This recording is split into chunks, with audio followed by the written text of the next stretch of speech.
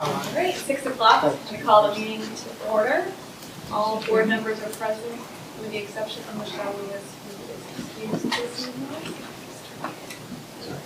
Okay.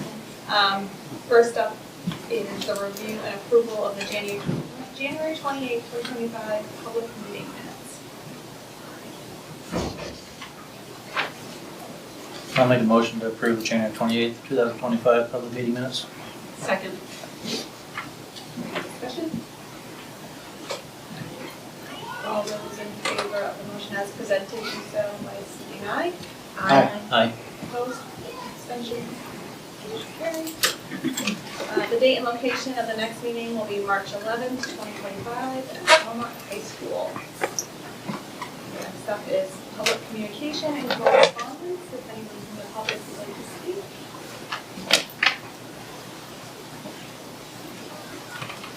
Following that is the student club presentation.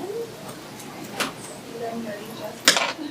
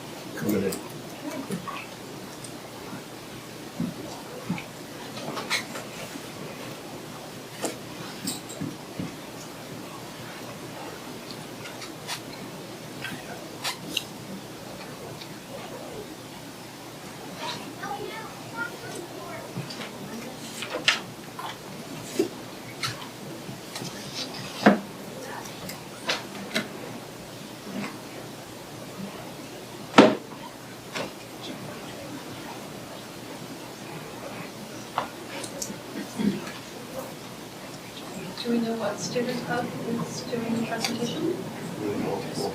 Oh, nice. So, right, literally right at comments. I dig it.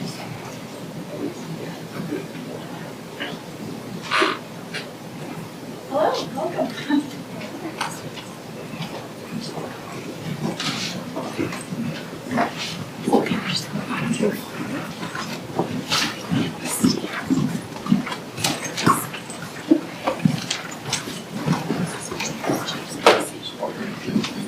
Good evening, everyone. I'm Mrs. Chubb, the principal here at Canterbury Elementary, and I'm really excited to introduce several of our students who are going to talk about school clubs at CES. We're really fortunate to have a lot of different before and after school clubs, some that run all year, some that run for part of the year. Mrs. Perlette is here. She is one of our 2 first grade teachers, and she also advises clubs here. And her students are going to tell you all about what they do here. So I'm going to give it to you to take it away. Okay. Hi, good evening. First of all, I want to say that it was Stripes Day today, which is why we all So clubs are a really important part of CES community, and all of these students, as well as many of our others, are involved in a lot of different clubs, which is really, really neat. And I think that sometimes it's that kind of spark that can bring more engagement into the classroom as well. So I'm really proud of these kids. They gave up some of their lunchtime and their personal time tonight. So thank you to them and thank you to the parents who brought them. We're going to start out with a little presentation. So,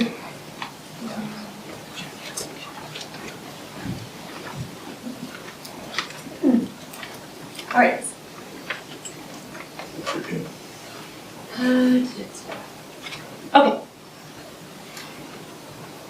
I'm just putting up screencasting, but it's not going through the slides. The way my screencasting. Maybe you lower. Is there a remote control that advances it? No, there is no. The arrow keys are on the right side. And the I was just going to say, it was just, it's when we stopped the screen from shutting down, it was cycling through the slide anyway. I mean, That is always right. two and a half minutes ago. This is it. Yeah. Stand by. When all else fails, restart. Is this one of the new ones? See what I'm saying? Yeah, it's because it's been casting and it's too loud, so you have to reset. Okay. If you send it up too soon, it Okay. does I that. was trying to be, sorry.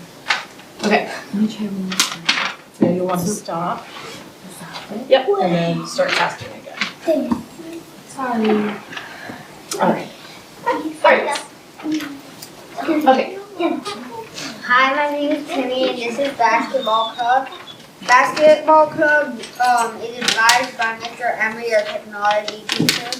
Mr. Emery works with the students on dribbling, passing, rebounding, defending, but most importantly, sportsmanship, and they aren't really doing it anymore. Well, it ended in the fall, Yeah. right? What was your favorite part about basketball? Did you enjoy the shooting? Did you play scrimmages? Scrimmages. Scrimmages. Thank you, Tim. Some of the pictures you'll notice are from this present year, and some are from last year because we haven't finished the whole school year, so the clubs are still going on, so we don't have to do the pictures for all of them. Hi, my name is Cindy, and this is Computer Club. Computer Club is advised by Mrs. Murray, our school counselor. In Computer Club, students learn how to code, problem solve, and think critically. What's your favorite part? What's the project you worked on this year? Coding. Coding, really cool.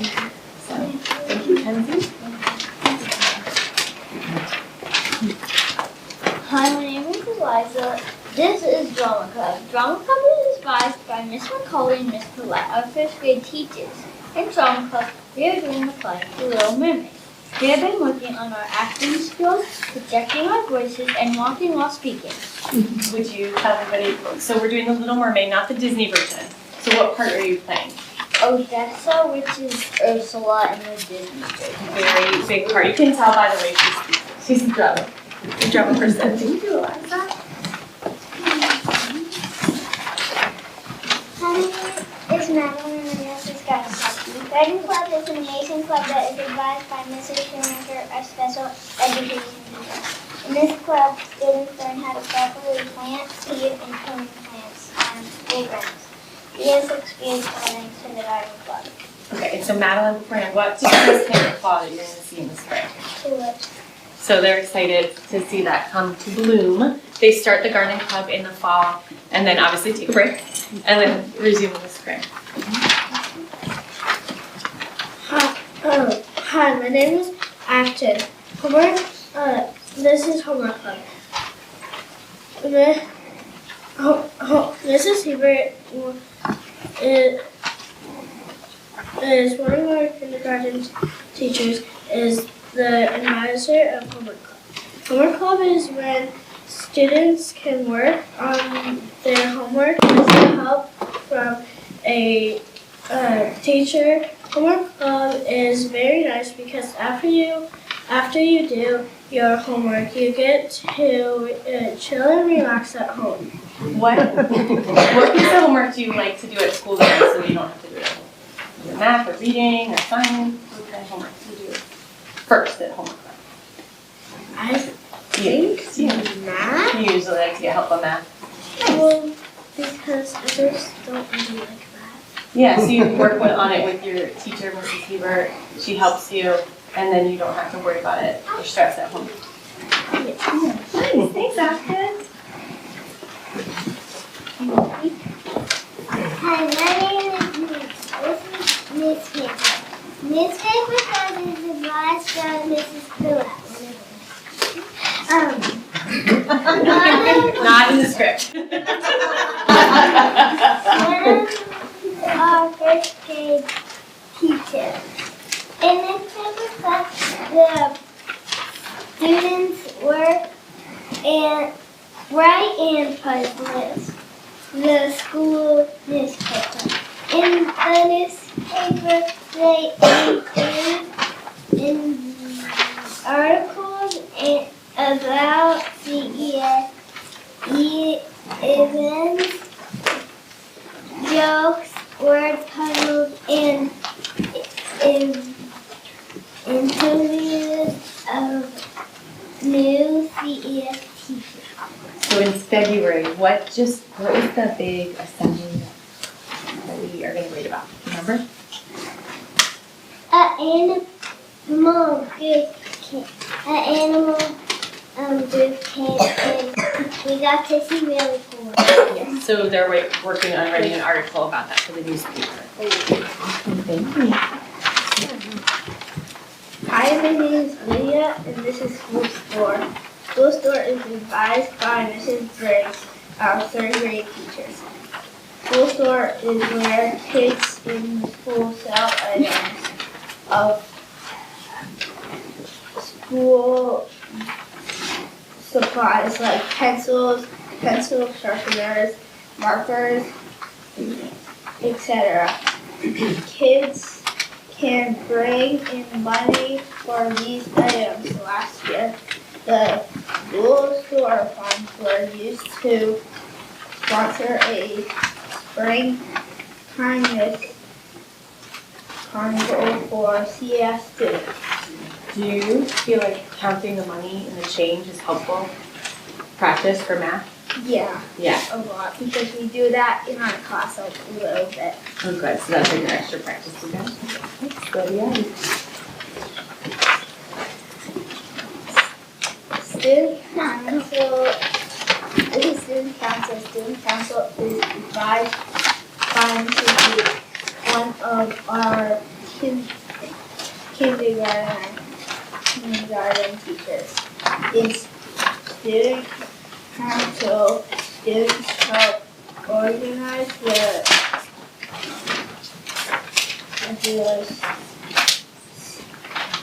senior citizen luncheon, deliver school mail, to classrooms, raise the school flag each morning, and read morning announcements.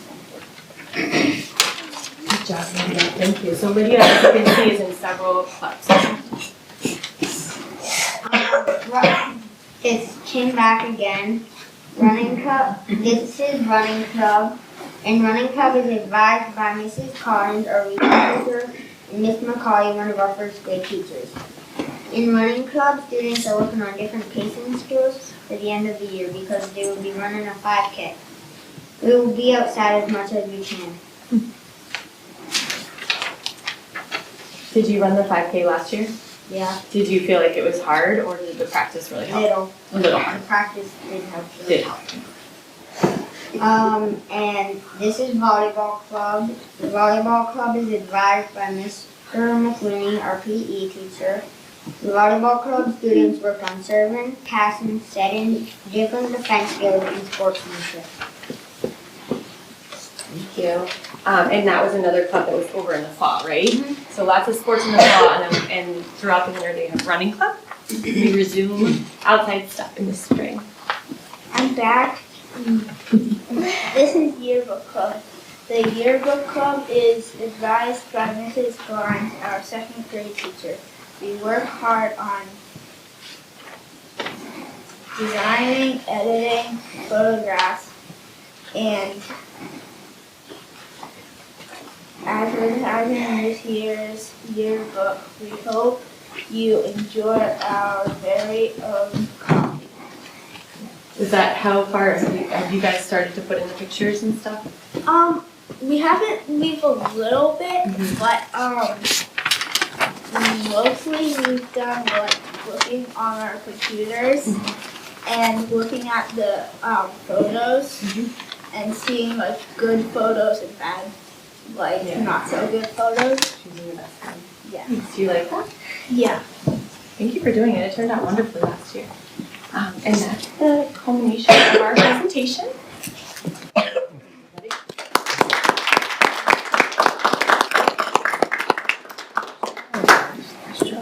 Do you have any questions for our students? Do you guys do the same clubs every year, or do you try different clubs? We try different clubs, Yeah. but we usually stay with the clubs. One of the things is each year they almost kind of like level up because some of the clubs aren't available for first graders. A couple of them are, and then at second grade they have a couple more open up. And then starting in 3rd, 4th, and 5th, they can go to all the different clubs. So it's a little bit of a new challenge each year. So this year, the 2nd graders, this was their first year when they were able to join the computer club, and they've all really done a really nice job with that. I have a question. How often do you guys get to go to your club? Is it once a week? A lot of them are once a week, but the drama club you I get have an idea, guys. Why don't we each have a turn answering it? Does that make sense? Why don't you talk about the one you, So, drama club at the beginning. Tammy, can you talk about the 3 that you presented and let the person for drama club talk about that? Is that okay? Is that okay? Basketball club was, I'm pretty sure, I think it was Monday or Tuesday that we only got to do it. Running club is every Thursday, and then volleyball club, I'm pretty sure, is Monday or Tuesday. Yes, once a week. How about drama club? How many times do we meet? We meet twice a week, Monday and Wednesday. And then towards near the play, we even, I think, add a 3rd day in. Towards when it's getting closer to the play, we add. So it's Monday, Wednesday, Friday, closer to the play.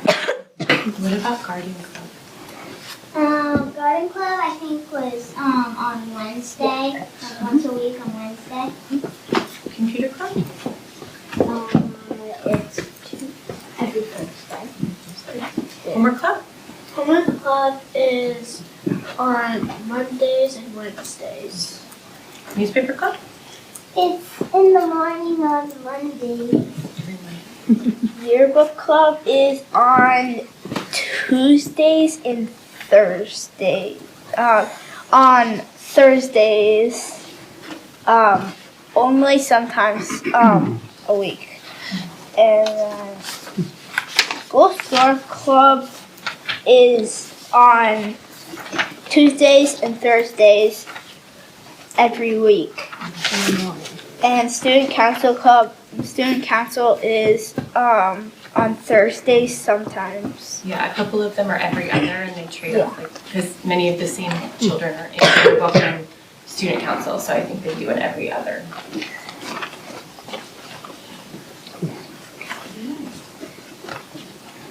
Thank you very much. Thank you.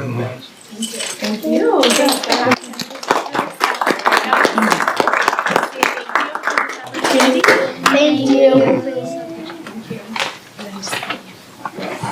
Backward line. Yeah, you can walk it, I'll get it in a minute.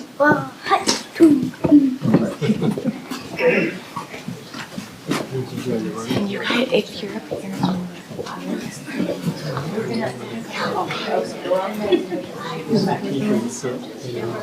That was great. Awesome.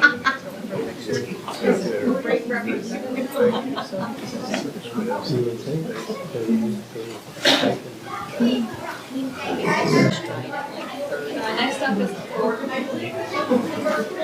I think I'll start down here and then take on Alice. Jeff, do you have anything? No. Pass. So I've been getting a lot of complaints from parents about transportation issues in Canterbury. It started off on the day that it was negative 15 degrees out, and I was told that there was kids outside waiting for more than a half an hour and no notification was sent. And then I was like, all right, like, that's awful, but like, I thought it was a one-time thing, but now I'm hearing regularly about issues with bus 11, and that one of the complaints that I received was that it's not like a Canterbury issue and they're pulling the bus driver. And then someone was saying there's kids on the bus for over 90 minutes now. And I'm being told it happens every day, which I understand is probably an exaggeration. I hope not. But there's a lot of people that are just like really upset about that. And I just didn't know if everyone was aware. I didn't know if similar issues were happening in Belmont. And then I started thinking about bus drivers. Like, if this is happening repeatedly, I would hope that, and I know it's not our responsibility, but First Student is doing something for these bus drivers. If they're having to double up. And then lastly, as a parent of a high schooler, my son rides bus 12, and when they have to double up with 11, he's late and no one notifies us at home. I'm fortunate that he has a phone. 9 times out of 10, he doesn't write me back. But like if he has an appointment or something, like there's nothing going out. And I realize it's not just me, it's like middle school parents and high school parents. So I've heard from some elementary parents when it happens, but it appears to be limited to just that group, but it impacts everybody. It's happened, sorry. One day last week, and this was no fault of First Student or the school, there was a road closure on Shaker Road, and First Student actually relied on the secretary here to send out a communication, not to the parents of the children affected, but to the entire school, and First Student did not contact anyone. It was CES that had to do the contacting, and it just, for that, I sort of felt like maybe that wasn't something that needed to go out to everyone, but First Student needed to be contacting the parents of those children who literally couldn't make it home so that they could go and get their kids. As one of the people who does have a child at CES, I do receive all of the emails, all of the calls about bus 11 not being available, and it's been every day for the past 2 weeks. Yeah, I'm fully aware of the situation I have as part of one of my updates. If you don't mind, we can wait till I get to there, to talk about how we're trying to deal with the situation. It's frustrating for all involved. Well, because I sort of wonder at what point is it a breach of contract? It's not, unfortunately. So what does bus 11, when there's no bus 11, what happens? It combines with another group? They put the students on another bus. Sometimes 2 buses. I'm not advocating for this, but at some point, don't we just have to have a plan to go that double bus route? They're not going to be, the First Student's not going to be reliable enough. Like, it just feels like, it just feels like if we're not going to have any liability on that first bus, we have to have a better backup plan, or almost plan on the backup plan, even though it's not a good plan. Yeah, I agree. That's what we're working on. And we're getting the money back to First Student for every day they don't show up. That's correct. Sean, you brought up a great point. So that night when my son and I had an appointment, he was late and he didn't write me back. In the car on the way, he told me that when the high schoolers come out, like they're not told that like bus 11 is missing or that they have to double up, but they have to go and ask the bus drivers. So they'll go to get on their bus and they'll be like, well, you should be on this bus today, or you should be on that bus. But he told me it's a lot worse at the middle school, that like those people aren't notified, so these kids are coming out, and he says it's just like this crazy mess and it like slows everything down. They should be able to communicate. The kids shouldn't be asking bus drivers what bus they need to get on. We're getting there. Okay, all right, I'm done. Thank you. I'll go over all of that when I have more updates. All right, so back in, it was September, I went to the school board delegates meeting, and every year at this meeting there is a school board of excellence that is selected. This past year it was Jaffrey-Rindge Cooperative School District, and Jaffrey-Rindge actually has a lot of similarities to Shaker Regional. It is a 2-town district, which is not the norm in New Hampshire, so it was very interesting to sit and listen to what they've been doing. It was presented by Lisa Wiley, who's one of their school board representatives, or school board members. She's been on for 4 years. And as she was going through some of the things that they did in their district, I don't know if we want to go through each one of these slides or what. I don't know how we want to do this, but I just kept sitting there thinking, wow, we could do that too. And they had some really great ideas. There was, I know I've brought some of these up before just in passing, but they have brought, in order to retain teachers, they've actually brought in daycare to specifically for employees on site, and they actually have it's been 5 months, so bear with me here. But they actually allows students to come in and learn from educators on how to do some of these like early childhood education tasks and things like that. So it can be a class for these students as well. I know we have the HUAT Center, but it's been a very effective way for them to retain teachers, which is something that I know it's not just us, but everywhere in the state is really feeling. They had made some updates with their health services that I didn't fully understand. I feel like you would be able to speak to that a lot more effectively, Michael. That actually brought their health costs down for their employees. Again, I didn't fully understand that, so well, not as fully as I think you might be able to explain it, Michael. But if you go through some of these slides, it's just they brought in for a year. They committed to a year for a communications officer to actually update their school websites, to teach them, how to communicate more effectively with the community. It was just for 1 year so that they could get on board and they could create their communication subcommittee and be more effective at communicating with the community. One of the things that this communications officer did that I really would like to do is they send out a quarterly newsletter, a physical newsletter that goes in every single person in the community's mailbox. So yes, there are parents that live in these communities, but there are a lot of people who don't have kids in the schools that don't know what's going on. I totally forgot to bring a sample one because that's what we used to do. You stopped doing it. It's likely a cost-cutting thing, but. And she did mention that this was a more costly thing, but it was one of the things that people came up and said, this is fantastic, keep doing this. And there's even a section from the board itself, like the board actually, I think the board chair probably worked with the SAU at the time, but each quarter the board would have, their section of the newsletter. But ultimately what she said was they had a new superintendent who came in who said, these are my 5-year goals, this is what I want to see, and that's what they worked towards. So I definitely encourage you to sort of take a look through some of those slides, and I will do my best to journey back and see what I can remember. But it was a wonderful presentation. So in looking into this, just to piggyback on Alice's overview, we'll start with the daycare program. I think that's a great idea, particularly for recruiting and retaining teachers. We've lost candidates in the past because they basically can't find daycare in the area that would be convenient for them to drop a kid off, or drop their child off and come to work and pick them up. I would like to explore that. I pulled up an article that's linked onto this, that's linked in this PowerPoint about how they did that.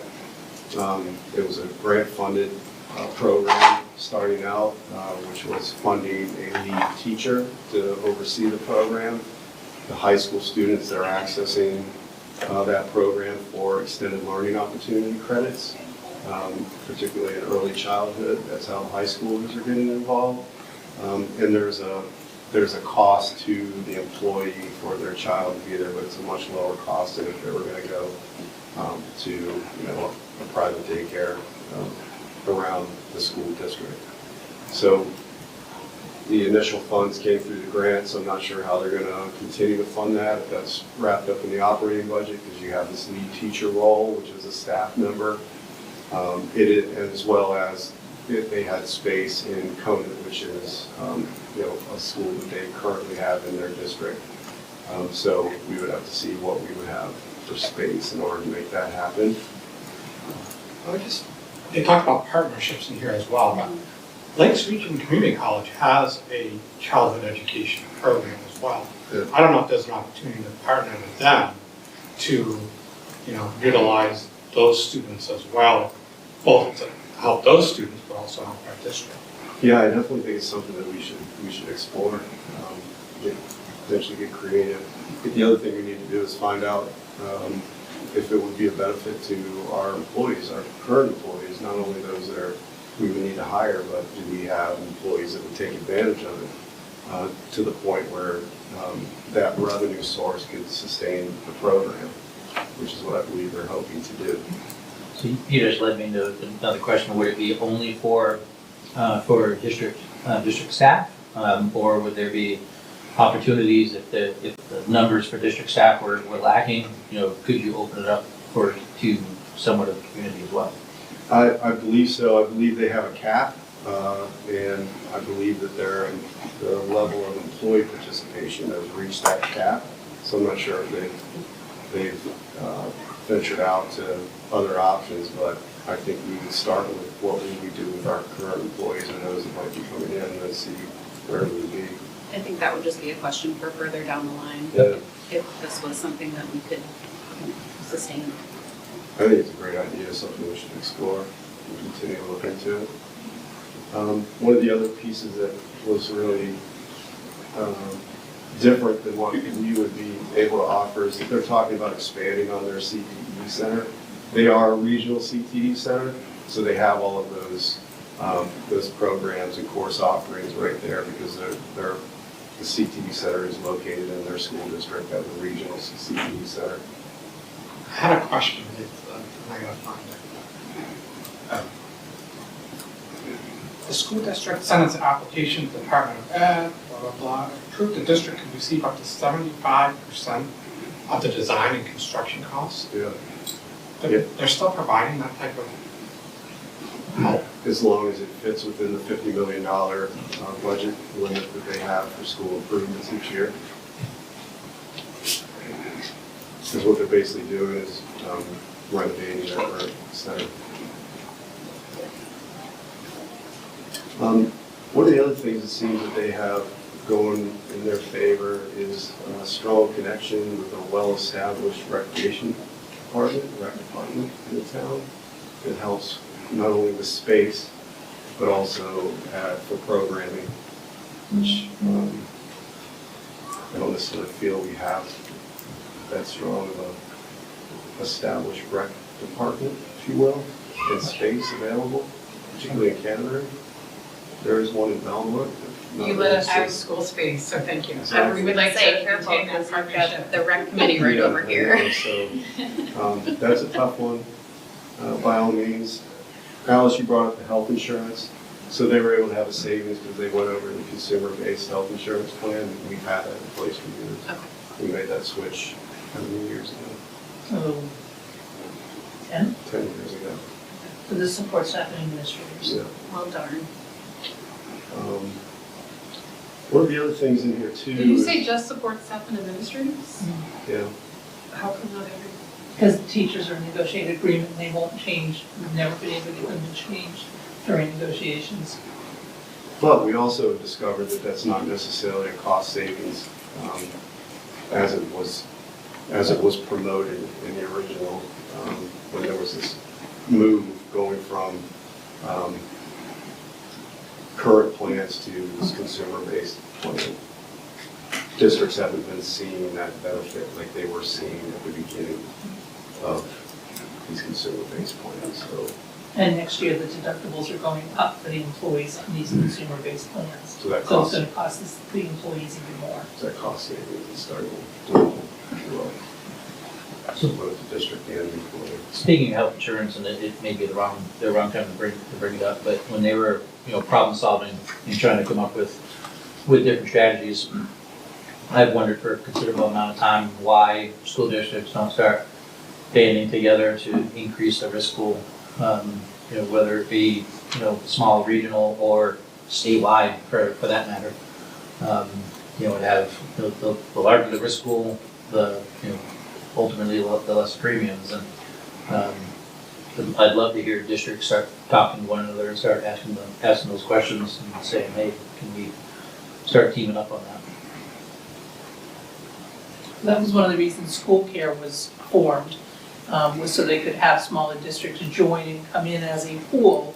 And then if you become a larger district, you tend to be rated on your own experience, even though you have a whole pool of school care for catastrophic aids and things like that. Difficulty really is negotiations, trying to get everyone on the same plans, on the same year, it doesn't work well. One of the other things that you'll notice in here is sort of their leadership model, if you will. For some of those of you that are new to the board and are not seeing the presentation, we do have a shared leadership model in this district. We put into place the first year that I got here. It's somewhat similar to this. It doesn't have the partnership, the outside partnership piece as it, but there is a full operating shared leadership model in our school district, and it has been in here for 9 years. So and we actually presented on that when Shaker Regional School Board got the School Board of Excellence that year. That shared leadership model was part of that presentation. That was my question. Looking at, I assume you're talking about the change from this to this, where it shows what I see as like an org chart. And the next slide doesn't look like a traditional org chart. So my question was, that's not really their org chart, is it? I believe it is. I mean, I don't sit on the Jaffrey-Rindge School Board, but I believe that is. Huh. But looking at that, Sean, so you have these teams that have partners, right? And so I would assume that each team has a certain task or goal or role and responsibility, and then they partner with other teams in order to make sure we're meeting those goals. One other thing that I thought was interesting was that they talk about the school consolidation, and we don't have the same setup that they have in Jaffrey-Rindge because their middle school and high school are connected by a tunnel. They're right next to each other, so we don't have exactly the same setup, but in combining their middle and high school communities and making Conant Middle High School, they actually are able to take teachers for coverage in the middle school if they need it and vice versa. So that was interesting as well. They also, in doing that, created like a larger sense of community, they said, because they all have the same mascot, the same colors. There was just like a greater sense of community that way. And that helped out the kids a lot, apparently. Yeah, consolidating going to a junior high. Did they have a drop in enrollment? Like I was looking at like universal pre-K, the daycare. I'm just thinking like these are all wonderful, but where would we put them? Yeah, How did they get there? some of these are a response to declining enrollment numbers, particularly consolidating schools. That's usually the case. Yeah, pretty much usually. I like how every quarter they have a half day for professional development.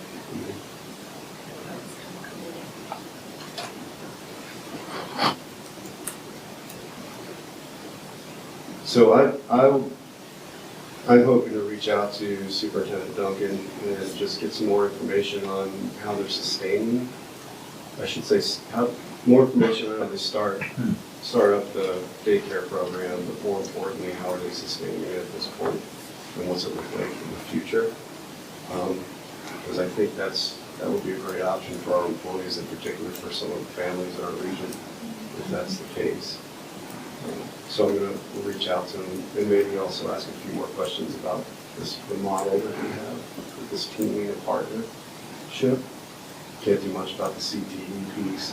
We already have the consumer plans in place. I feel like the communication piece, or like the quarterly newsletter, money's always an issue. It feels like low-hanging fruit, like. Yeah. Can we start by getting a sample of what we did in the past? I probably have one. I don't know if the SAU has any old ones.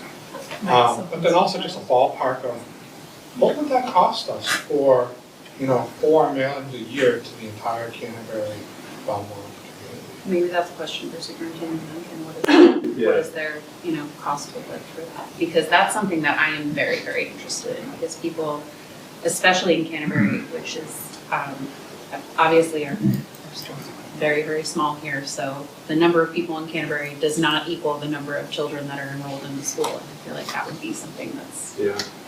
I just feel like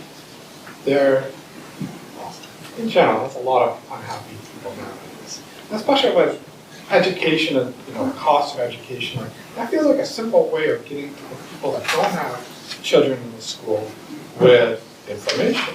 Like, what is our state providing us for adequate education costs? What are the things we have to pay for? Like, I'm not saying all in one,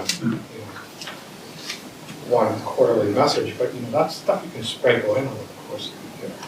And information throughout the year might make it a little bit, easier when it comes time for town meetings, for voting, for things like that, just to have a little bit more information from the school district, because I know there are people who feel like we don't communicate. Yeah. I'll follow up with you on that as well.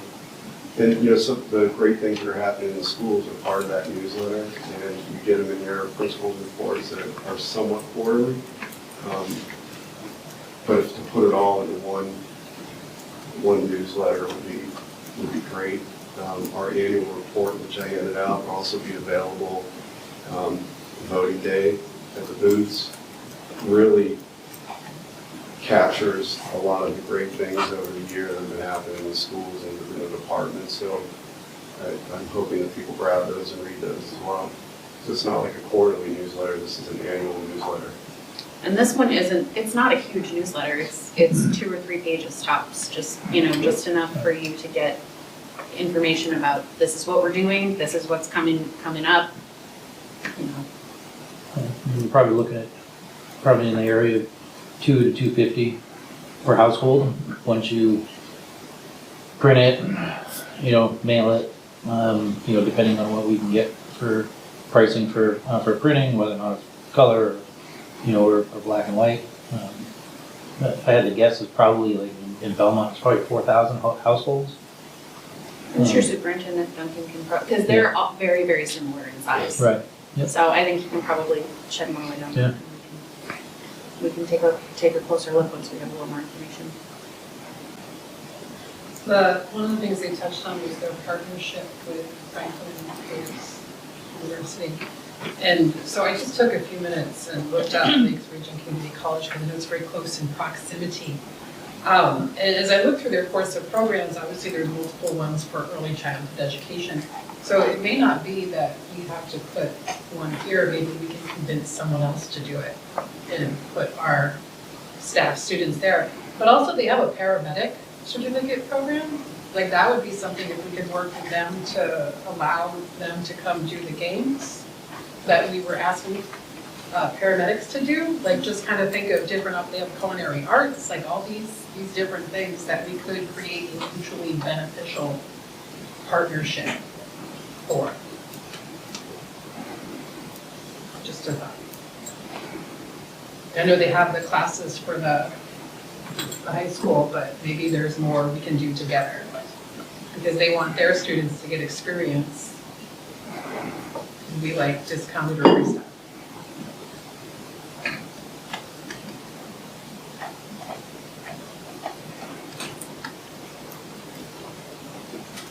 I think that was all I had, unless anybody has any questions, but definitely give those slides a look through. I sort of wish I could have videotaped it and given it to you guys. There's a pretty wide salary range, or pretty wide cost per pupil range from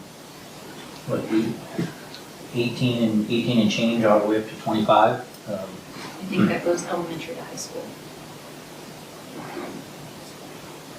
It's slightly more expensive to educate older children. Also, all right, I guess that's making more sense. I feel like our cost per pupil mark is different with the elementary, middle, and high school. Right.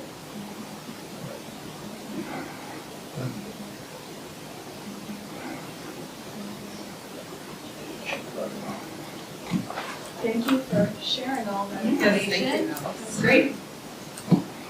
Anything else before we move on? Next up is under new business, under travel, class of 2025 senior class trip. This information in your packet.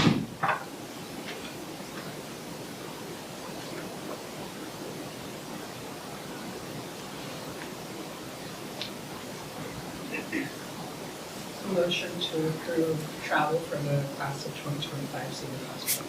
Second. Any discussion?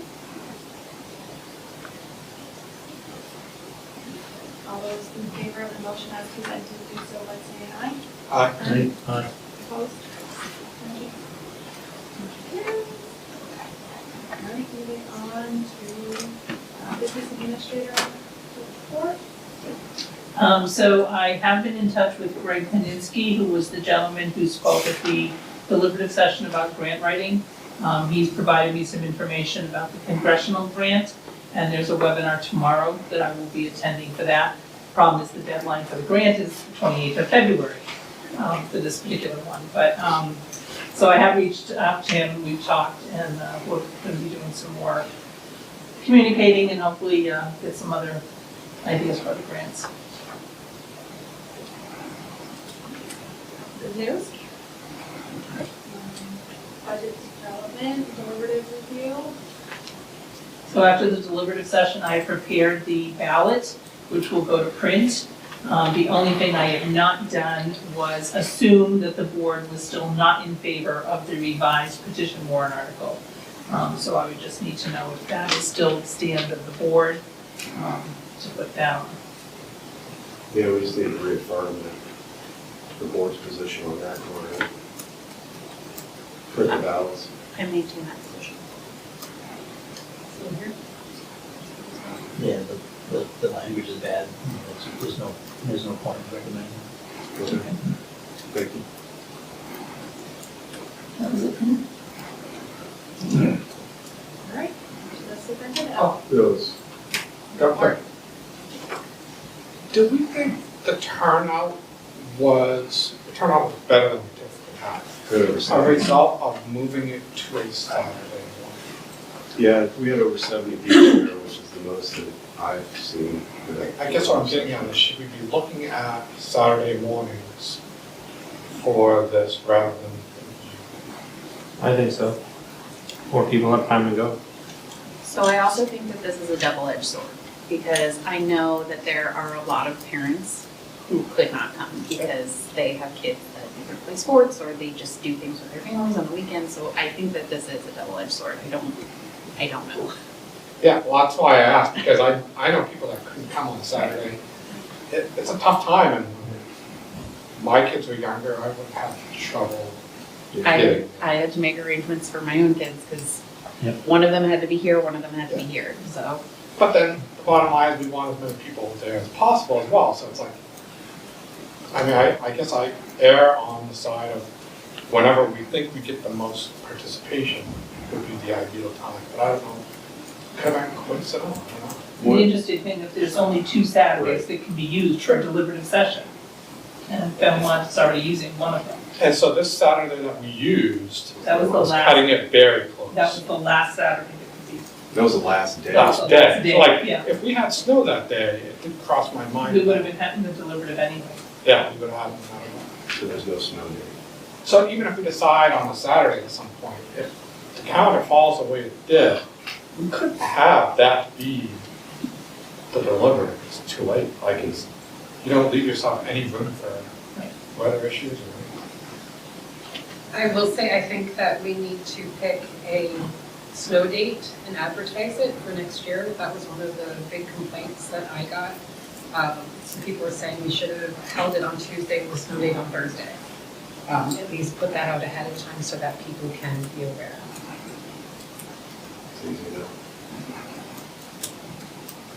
I think overall, from my opinion, I thought it was well attended, and I walked out of there once again feeling fortunate to be your superintendent in this school community, in this district, because people can debate articles respectfully, and that's always been the case. Throw a little humor in there. I really appreciate our school community being part of it. And it really shows on events like our deliberative on Saturday. It's always been that way. It's just a great place to be. And I think Heidi did a great job, because as I'm sitting there, I'm going, I don't think I ever want to be a moderator. That's a tough And that was her first time. And that was a That's tough right, one yeah. to step into Yeah. on your first one. She did a So great she job. did. And it's great to have legal representation. Yeah.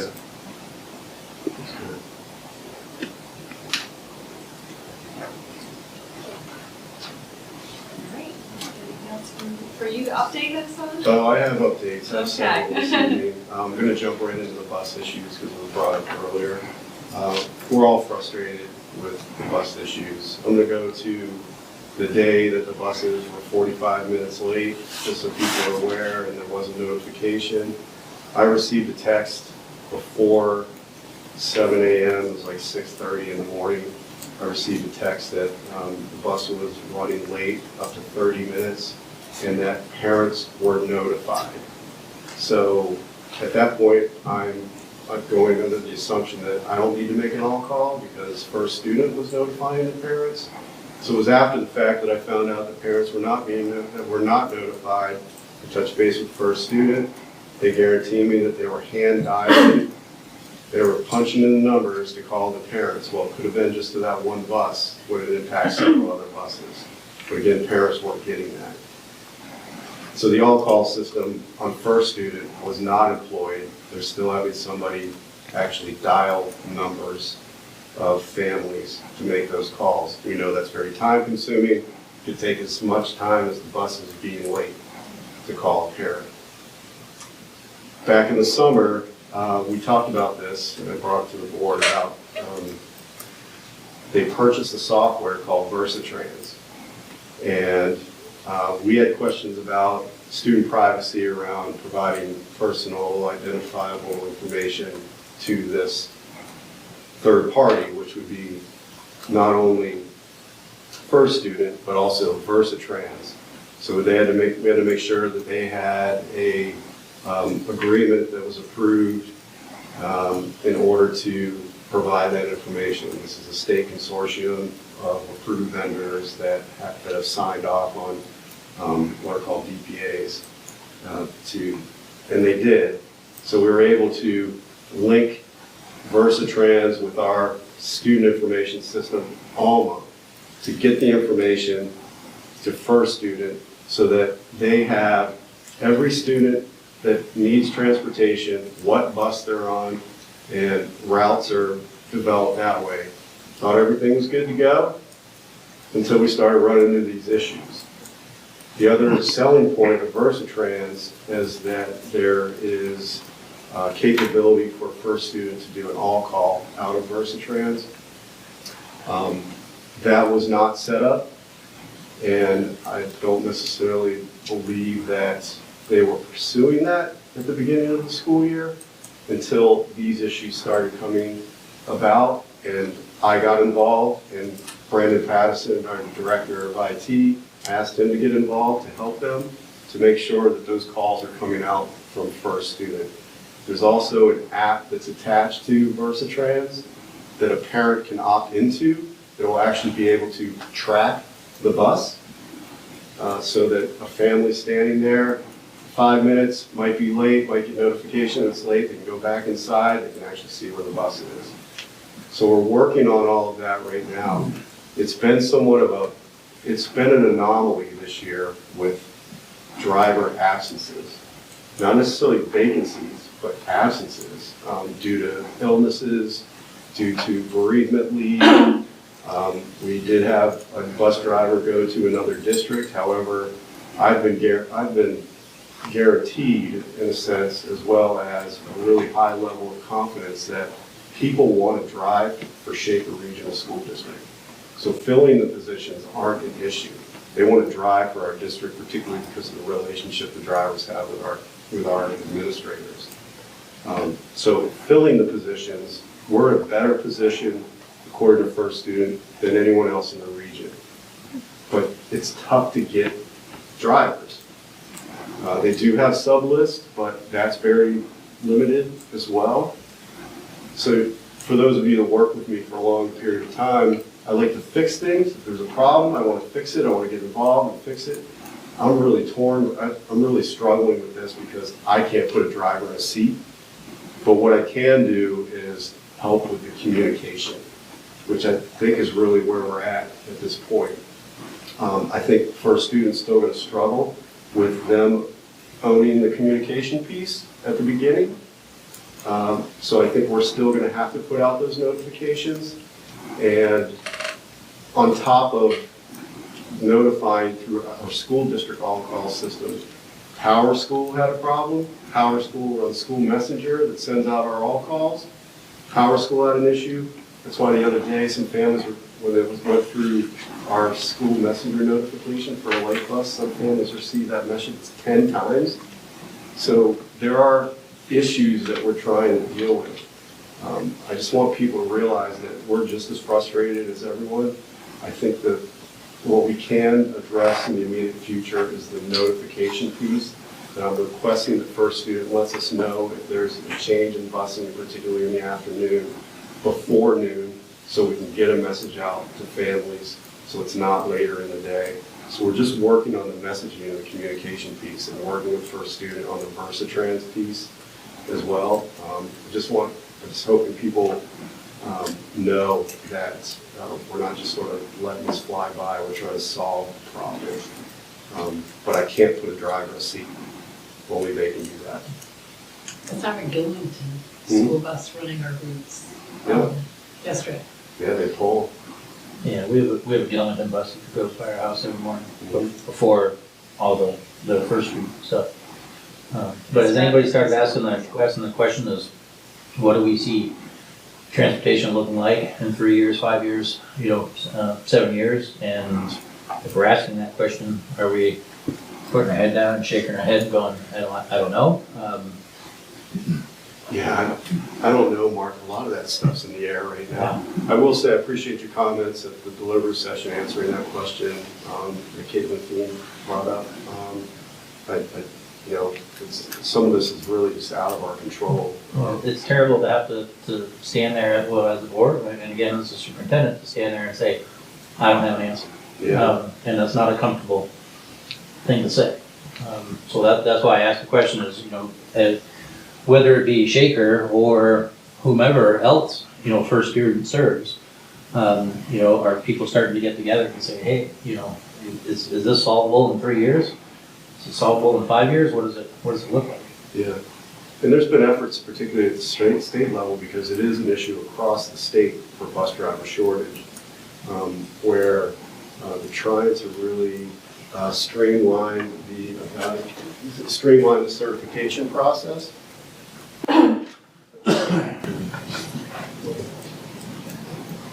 Really trying to streamline the certification process so that when a bus driver is certified, it goes across multiple districts. Because once they get an applicant to be a bus driver fill a vacancy, it's quite an extensive amount of time it takes before that driver can even get in the seat. Right. Yeah, EOT requires you to go to a school. You can't when they take changed the test. They changed all the rules. 2 years So we ago. have a shortage of truckers now too, so. They're carrying very precious cargo. Absolutely. I know. Well, I understand that, but they made and But they it's made the no cost different of it than, not very economical for these businesses either. right. $5,000 for one driver, and they can't even drive for 3 months. You have to be underneath.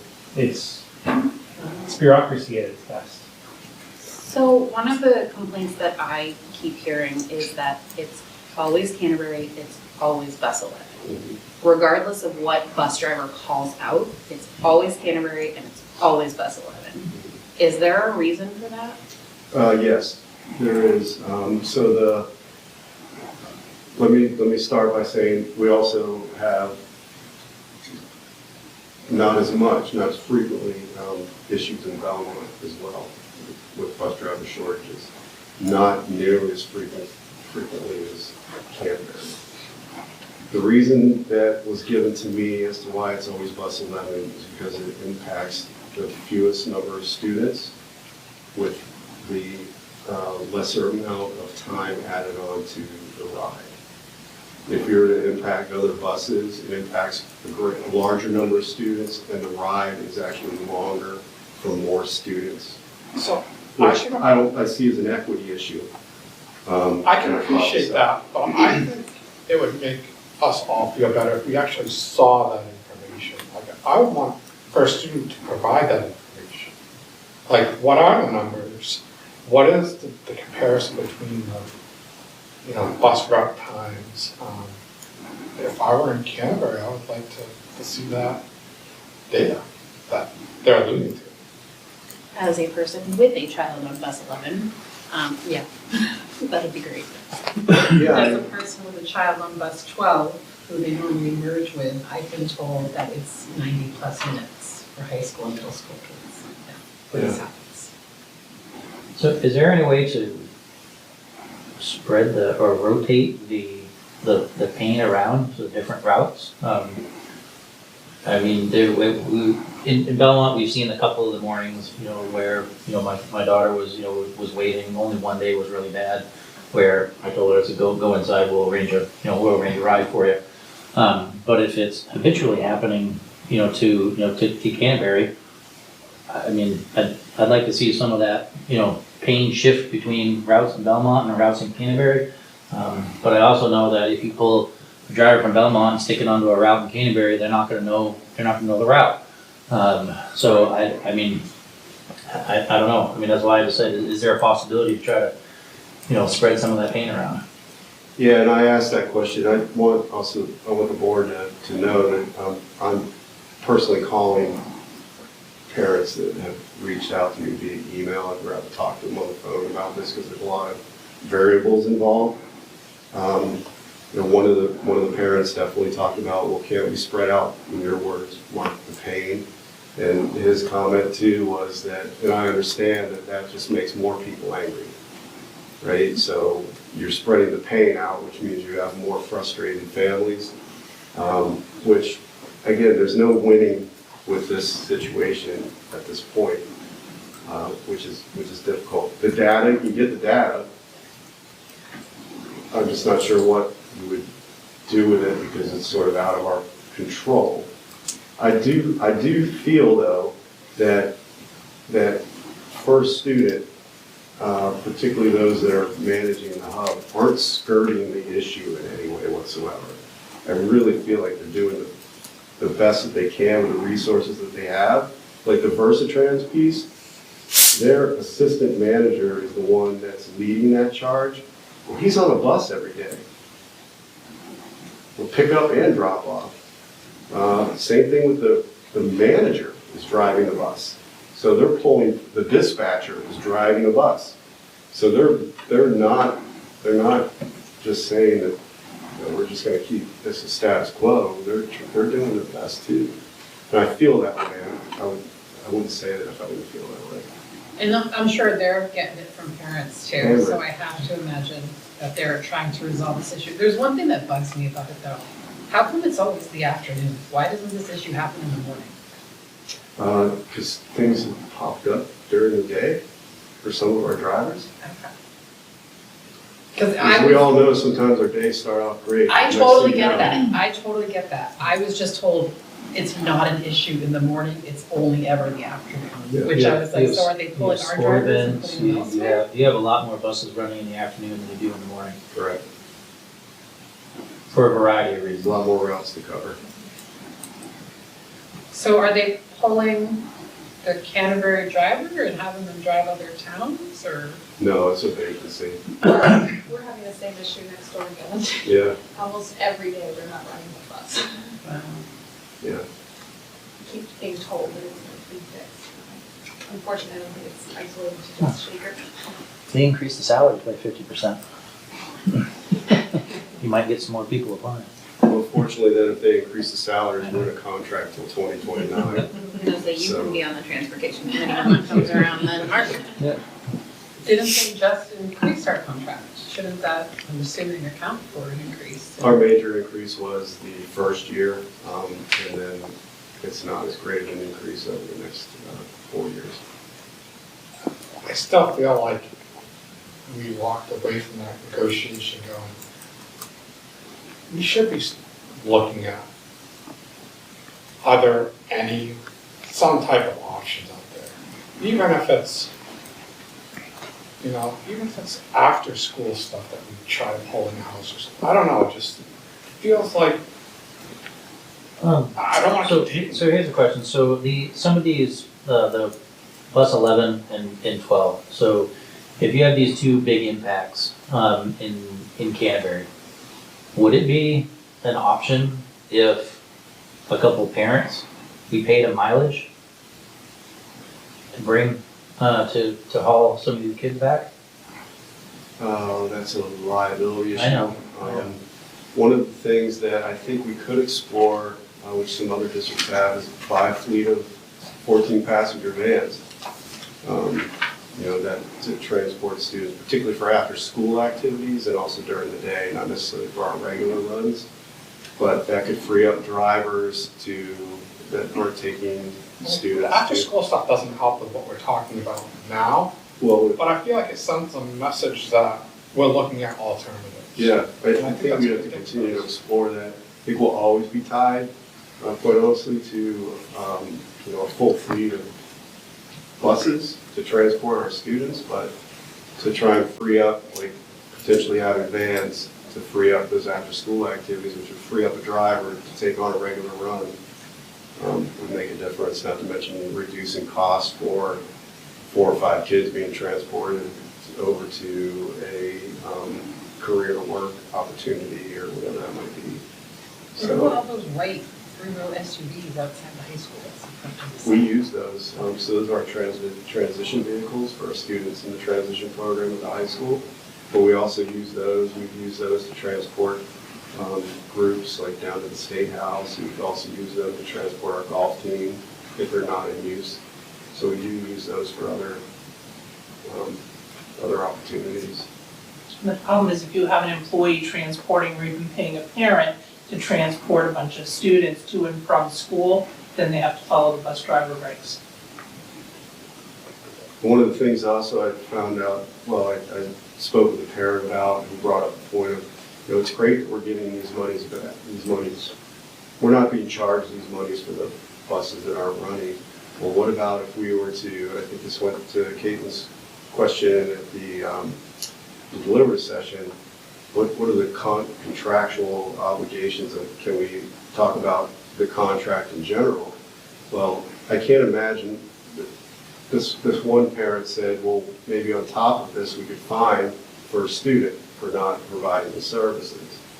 Well, I can't imagine First Student as a national organization is going to want to open up a contract and negotiate a fine for them. We could get them to negotiate anything. So, Yeah. and also, to even open up a contract, I don't even think would even be on the table, particularly if we're talking about addressing issues that are on their end. It'd have to come from multiple districts at the exact same time for it to be effective.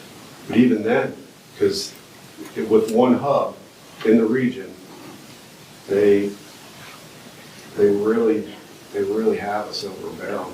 When we first started talking about transportation negotiations, I reached out to a friend that worked he ran a school bus for a big district. He ran the whole thing. He was the transportation manager, and he still works in buses. And he told me that our hands are tied with First Student. That because of the cost to set up a hub, that even if we had gone out to bid, the only person that would have bid would have been First Student, and it would have been way higher than our current. Yeah, we knew that. To be fair, they didn't negotiate fairly either, because I don't think they'll look at it as they have anything to lose, they have. And then we also would be in the business of trying to fill those driver seats as a local employer. Yeah. I'm all for getting involved in the communication piece of it.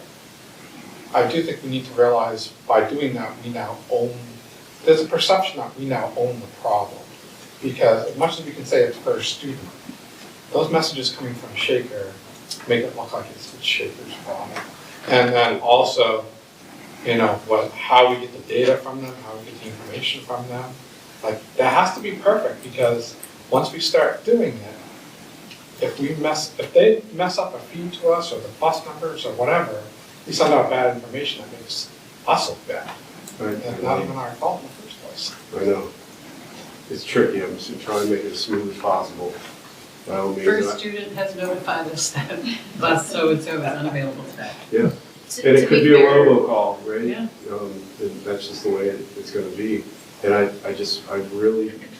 we're going to keep trying to put out the importance of opting into text messaging, because text messages are immediate. When my calls go out, the text goes out immediately, and then the call comes in a little later, or it goes directly to voicemail depending on what your service provider is, what your Wi-Fi calling is at your house. I've seen 15 to 20 minutes later. Yeah, so like the other day, one of my calls, I got the text, but I didn't get the message, the phone call.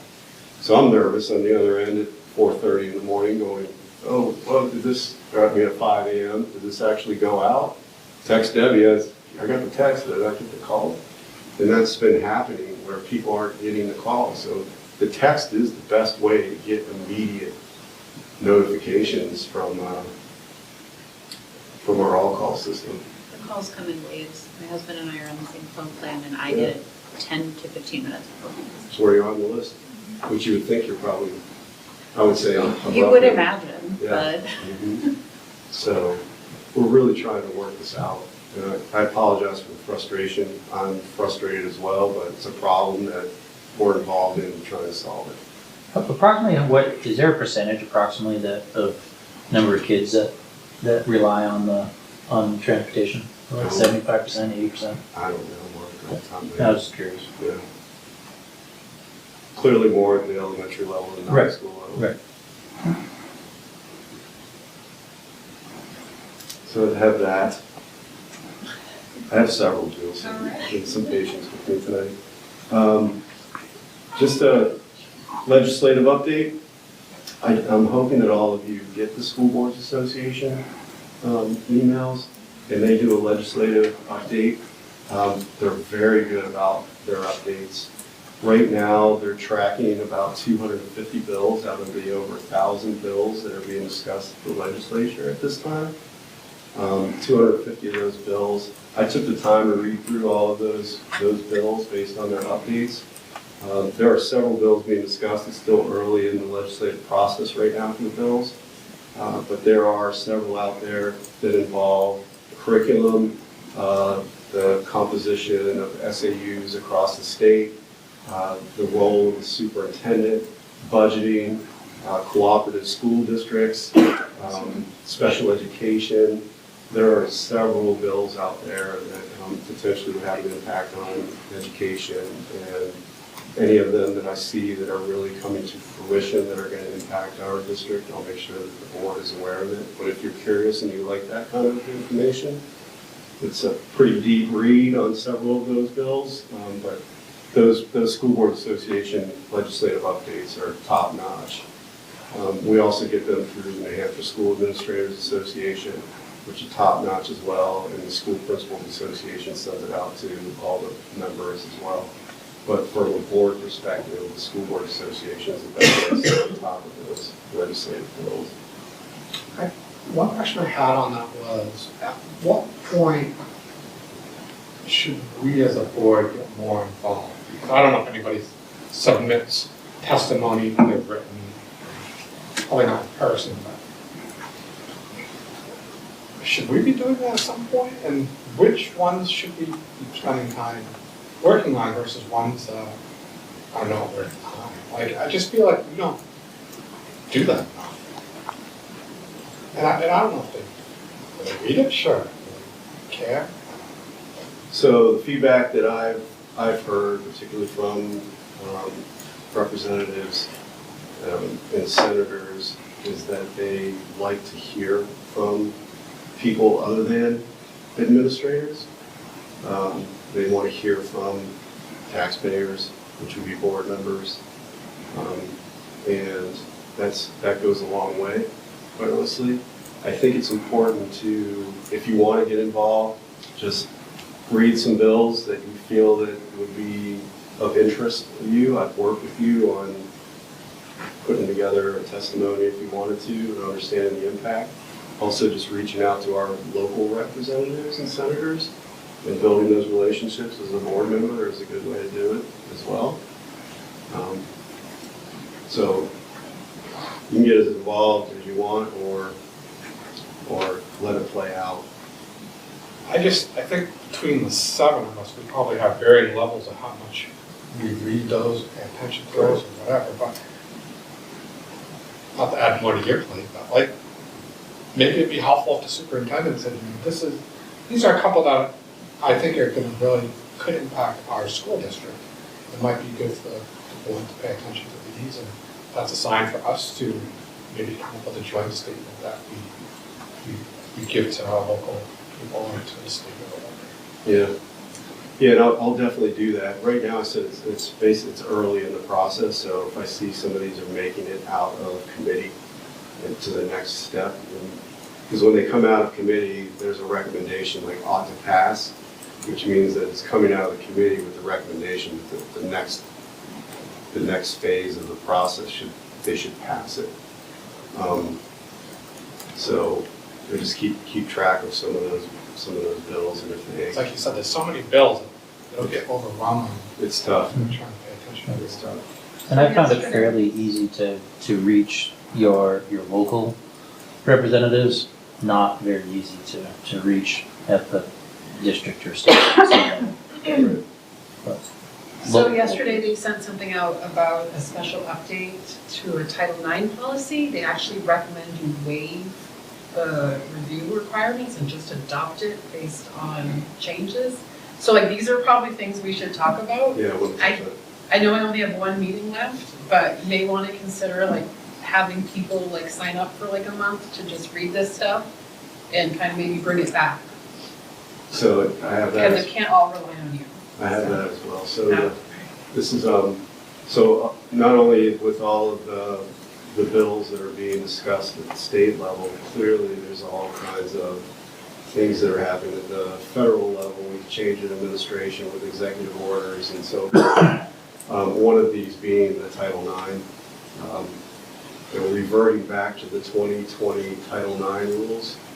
So I will let the board know that when there was a change made in 2024, that we opted to not change our policy in 2024 because the 2020 guidelines were actually a little bit more robust when it came to the investigation process. So we didn't change our policy based on the 2024 decision. We kept the 2020 version of the Title IX policy, so we don't have to make any changes at all based on reverting back. So, because when the change came about in 2024, you sort of see the political atmosphere and where it potentially could go again. So at that point, it was just a matter of we got to ride that out because 2020 we could still work with them, even with the 2024 revisions. So we didn't change it, so we're in good shape. We don't have to make any changes to our Title IX policies. So keeping on, trying to keep up with that as well. A couple good notes here. Just to let the board know, I'm taking the lead on developing what we're calling a Lakes Region High School Consortium. This is developing an agreement, a regional agreement with districts within the Lakes region to open up our high school course offerings so that if a school district or a high school in that district is not able to offer a course, a student from another district can go and take that course if they're able to offer it in another district. So really just opening up this agreement across the region for high school students to access courses that are available in their own local district, tuition free. So we do know, and the reason why I sort of take a lead on this with the local, with the regional superintendents, is that we know that school choice is something that is here in New Hampshire, and we also know that we should be part of the solution and just really think about ways that our public schools can be part of that and opening up educational pathways for our high school students is something that we all can agree on. So in the future, I'll be bringing you an agreement for your review, which would ask for the board to authorize the chair to sign that agreement. There's still a lot of things that we need to work out, but I'm working with Jim O'Shaughnessy, our attorney, to develop that MOU. And I want the board to know that we wrote a grant, Debbie and I wrote a grant to pay for the professional services, so we're not using our operating budget to help develop this MOU. Because I figured that question would come up, why we paid for it if it's gonna help out everyone else in the region. So really excited about it, quite honestly. Have you communicated with other schools yet, or? We have been discussing it at our Lakes Region Superintendents, our Lakes Region School Administrators Association group, which involves assistant superintendents and superintendents. There's like this sort of ad hoc MOU going around with high school principals right now that no one has signed. They're discussing it. I'm formalizing it. Let's create a regional agreement and make it work. So it sounds like everybody's on board, but I'm taking the lead on making this an agreement. It's almost like a regional agreement for our CTE center, except for high school course offerings. Is there an opportunity to potentially expand it into non-athletic extracurriculars? Because I understand athletic, there's enrollment things and you can't have like kids that. Oh, Randy, I'm not touching the NHIA rules. That's what I'm saying, to No. I said to non-ones impacted by that. Yeah, potentially. So like, you know, if Waconia has I always call it a baking club, Yeah. like things like that, that we don't have the ability to offer here, Yeah. vice versa. So it seems to be well received by other leadership in other districts. Absolutely, and I think that's where we are at this point. Again, it's just pooling our resources to provide opportunities for kids and just do the best that we can in order to make sure that they're getting what they need, particularly if the district can't provide it and the district can, and vice versa. On that note, also part of discussion around developing what we're calling a Lakes Region Learning Collaborative, which is a hub for student support services that need special education services, as well as a potential K-6 school, if you will, for placements, because we're really struggling with some of our placement processes and finding a placement for a student out of district if necessary. But really, again, pooling our resources to have our own regional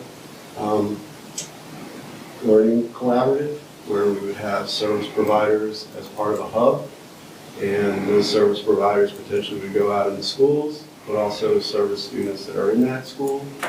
So we're talking about trying to develop one of those in a centrally located area, which would hopefully reduce some costs for districts, but more importantly, provide services to students in our region that might not be able to get those services that they need. So if the Lakes Region Learning Collaborative, will Canterbury be included in that? Yeah, so we're a district. Okay. Yeah. I just wanted to double check because technically. No, we are Shaker Regional. We're part of the Lakes Region. And as we should be, Yep. but since Canterbury is Merrimack, not Belmont. Yeah, we're keeping the counties out of it. We're talking about the region. Like I said, just wanted to Absolutely. clarify. Always involved, Alice. So those are two great things, creative ways of going on here. Keep going. Okay. Hey, I feel like I'm getting party gifts. All the things Randy wants. So the robotics program, I took the opportunity today, I met with Amira, just to really get a better sense of the structure of our robotics program. I learned a lot today, which was great, and really looking at trying to help develop an organizational structure for our program so that it's district-wide, elementary through high school, and there's a flow pattern going from elementary into high school.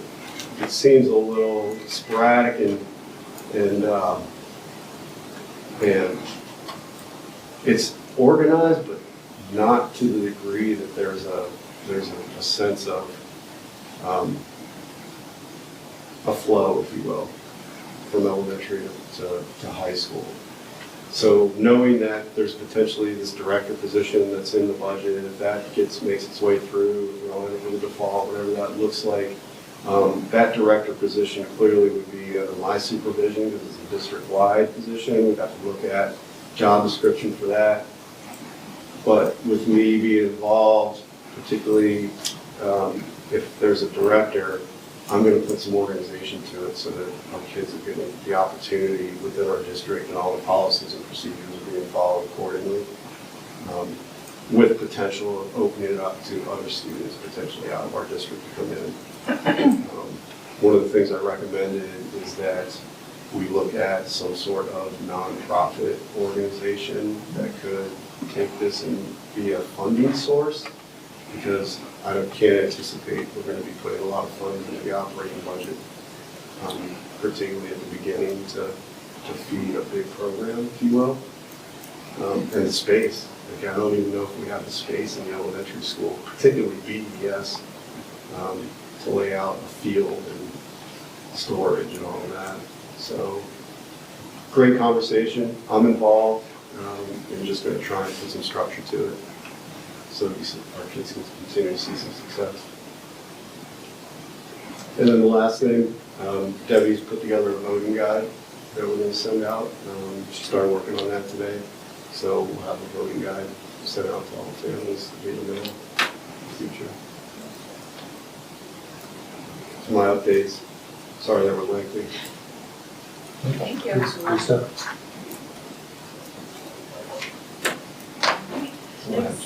is the volunteer report. Make a motion to accept the voluntary list with no exceptions. Second. Discussion. All those in favor of the motion as presented, do so by saying aye. Aye. Opposed? Abstentions? Motion carries. All right, we have the enrollment report.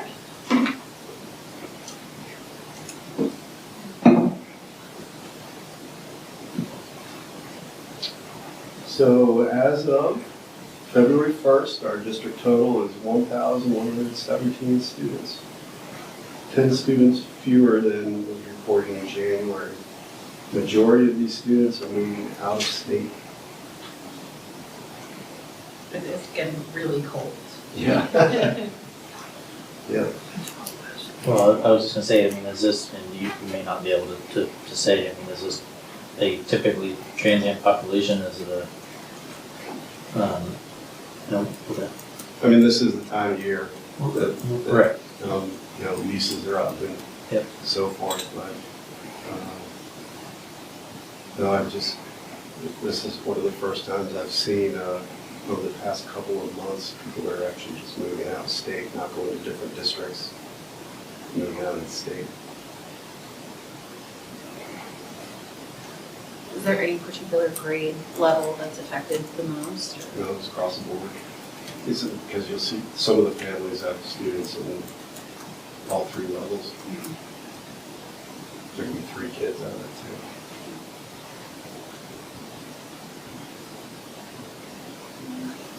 Moving on to On the Horizon.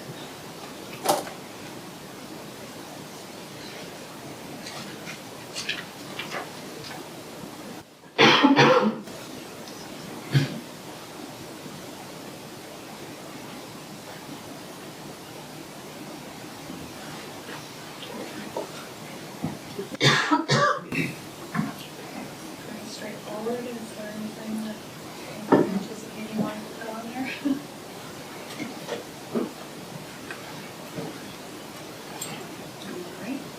I have one thing, it won't be here, but I know that usually when new board members come in, we, the past couple of years, asked the New Hampshire School Boards Association to come in and kind of give an overview and presentation. Yes, Michelle and I had talked about,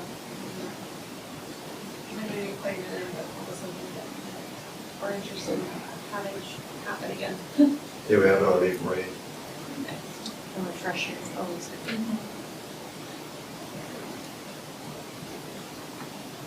All right, next up, we have a number of first readings for policy.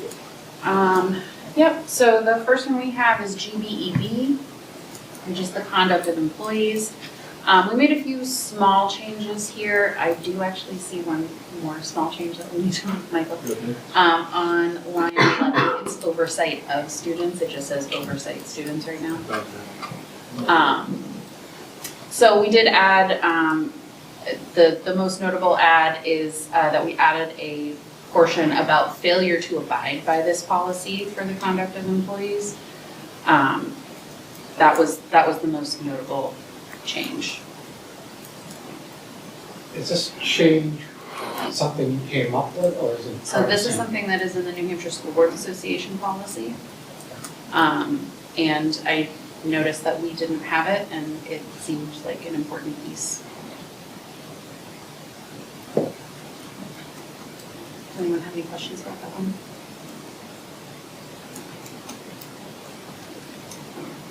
All right. The next one is GBEBA, which is Employee Dress Code. Again, this one, in reading the New Hampshire School Boards Association policy, they had just that little blurb that we're adding in that talks about clothing suitable for subject of instruction, work being performed, or the occasion. And my reasoning for wanting to add that was because I know that, I don't know if BES has a similar day, but I know that Canterbury does like a community beautification day. I wouldn't want a teacher to, go and paint a fence in a suit. So just that little blurb in there about, dressing for, the appropriate occasion was important, I thought. It was Stripes Day. It was Stripes Day today.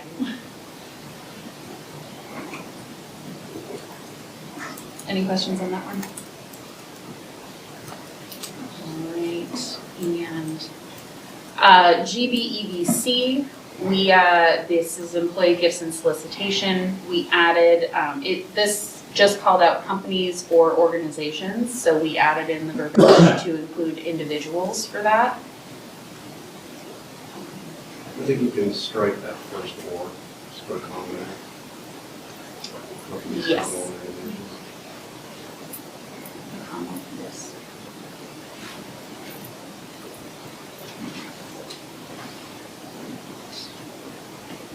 Any questions there? All right, next up is GBEBD, which is the employee use of social networking websites and the internet. In looking at this, again, against the New Hampshire School Boards Association policy, I thought that verbiage that we added in there in lines 10 and 11, the school board strongly discourages school district staff from socializing with students outside of school on social networking websites, was an important piece that we were missing.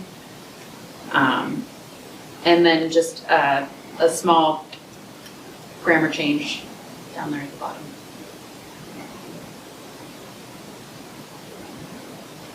Any questions? And the last one that we have is GBGA, which is the physical examinations of staff and staff health.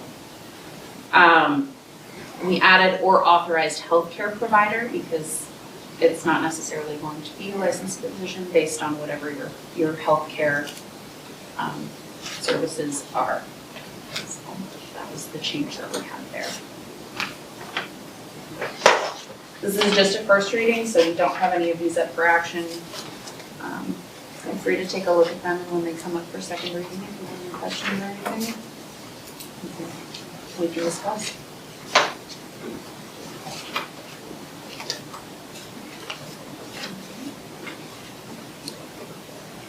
Next up, we have a nomination for BES special education teacher. So we have Michael, first nominator.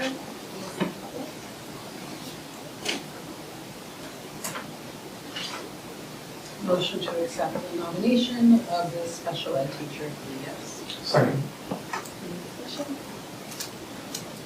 All those in favor of the motion as presented, do so by saying aye. Aye. Opposed? Abstentions? And then next up, same thing, Appendix B nominations.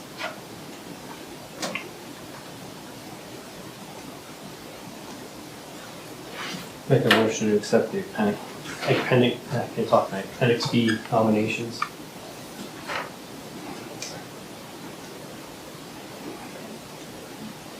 Any discussion? All those in favor of the motion as presented, do so by saying aye. Aye. Opposed? Abstentions? All right, up next, public communication and correspondence. For any who wishes to speak?